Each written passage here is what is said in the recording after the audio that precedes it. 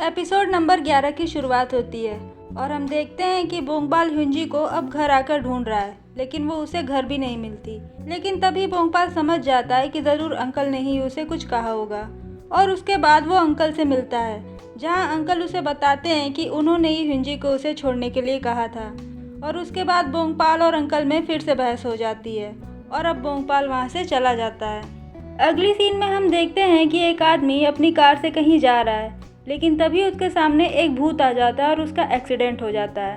अब दूसरी तरफ हम देखते हैं कि प्रोफेसर बोंगपाल की मॉम की फ़ोटो के सामने खड़े हैं और कहते हैं कि अगर तुमने वो सब नहीं किया होता तो आज ऐसा नहीं होता। तुम उसे छोड़कर चली गई और मुझे अभी तक परेशान कर रही हो। तुम उसे बचाने की कोशिश कर रही हो, लेकिन तुम्हें ये नहीं समझ में आ रहा कि इसमें तुम्हारे हस्बैंड और बेटे दोनों की डेथ हो सकती है। अब हम सुबह का सीन देखते हैं, जहाँ बोंगपाल ह्युंजी को फिर से ढूंढ रहा था, लेकिन ह्युंजी उसे फिर भी नहीं मिलती।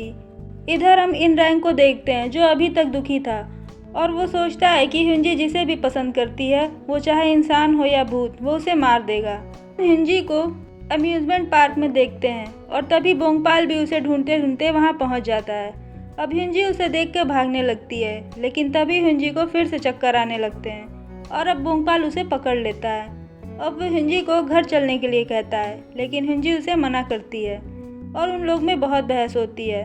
तब एट लास्ट बोंगपाल कहता है कि क्या तुम मेरे साथ खुश हो या नहीं। इस पे ह्युंजी कहती है कि नहीं। ये सुन के बोंगपाल को बहुत दुख होता है और वो वहाँ से चला जाता है। ये सब करके ह्युंजी को भी अच्छा नहीं लग रहा होता और वो रोने लगती है। अब बोंगपाल वहाँ से आके ड्रिंक करने लगता है और तभी सीनियर्स उसे कॉल और मैसेज कर रहे होते हैं, लेकिन बोंगपाल उसका कोई रिस्पॉन्स नहीं करता। अब वो दोनों सीनियर्स बोंगपाल से मिलने आते हैं। अब इन रैंक चोसेंग से कहता है कि मैं काम नहीं करना चाहता क्योंकि मैं ह्युंजी को मिस करूँगा। तब चोसेंग कहता है कि अरे वो वहीं होगी। तब इन रैंक कहता है कि मैं उसे कैसे देखूँगा, अब वो मेरी नहीं रही। तब उससे चोसेंग कहता है कि वो तुम्हारी थी ही कब। उसके बाद वो लोग बोंगपाल से मिलने जाते हैं। तब बोंगपाल उनसे कहता है कि वो अब चली गई है और वापस कभी नहीं आएगी।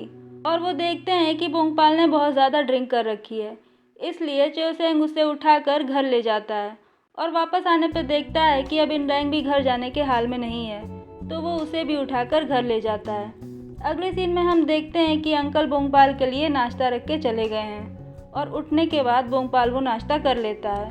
उसके बाद वे ह्युंजी के सारे सामान को डस्टबिन में डाल देता है। दूसरी तरफ हम देखते हैं कि अंकल एक मॉन्क के पास गए हैं। इस पे वो मॉन्क उन्हें बताते हैं कि बोंगपाल की मॉम की डेथ की एनिवर्सरी के दिन एक यंग मैन यहाँ आया था और उसके बाद अंकल उसे फ़ोटो दिखाते हैं। इस पे वो मॉन्क कहता है कि हाँ ये वही है और वो बताता है कि ये 5 साल पहले भी यहाँ आया था, इसलिए मैं इसे पहचान सकता हूँ और यही वो है जिससे डर कर बोंगपाल के डैड भाग गए थे। अब हम देखते हैं कि चोसेंग बोंगपाल और इन रैंक को ओवरकम करने के लिए कहता है और उन्हें काम डाउन रहने के टिप्स देता है।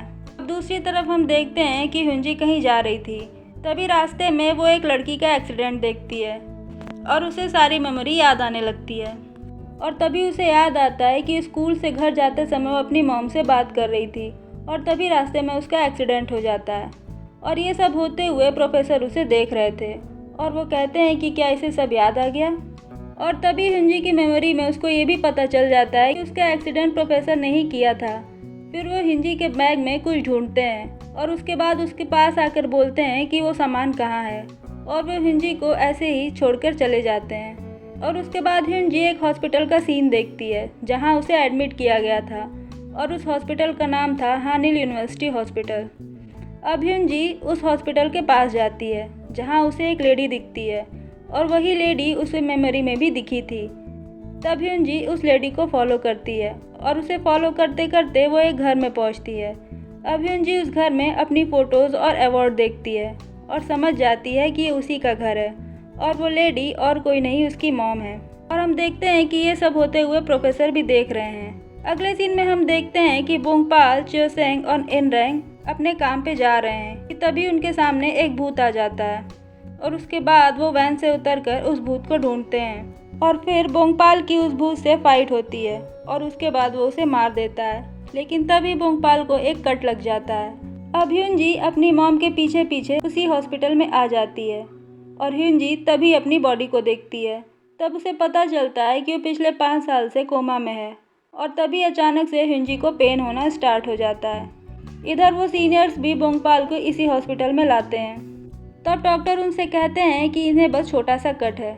दूसरी तरफ हम देखते हैं कि हिंजी बहुत खुश है कि वो जिंदा है और वो सोचती है कि ये सुनकर बोंगपाल खुश हो जाएगा और हिंजी की बॉडी प्रोफेसर भी देख लेते हैं। अब हिंजी बोंगपाल के पास जाती है और उसे देखते ही हक कर लेती है और सॉरी बोलती है। और हम दूसरी तरफ देखते हैं कि प्रोफेसर हिंजी की बॉडी पर कोई मैजिक कर रहे हैं और जैसे ही हिंजी बोंगपाल को बताने वाली होती है कि वो जिंदा है, तभी वो अचानक से गायब हो जाती है और बोंगपाल ये सब देखता रह जाता है। और तभी हम देखते हैं कि हिंजी कोमा से बाहर आ गई है और एपिसोड नंबर 11 यहीं ख़त्म हो जाता है। अगर वीडियो अच्छा लगे तो लाइक, शेयर और सब्सक्राइब ज़रूर करें।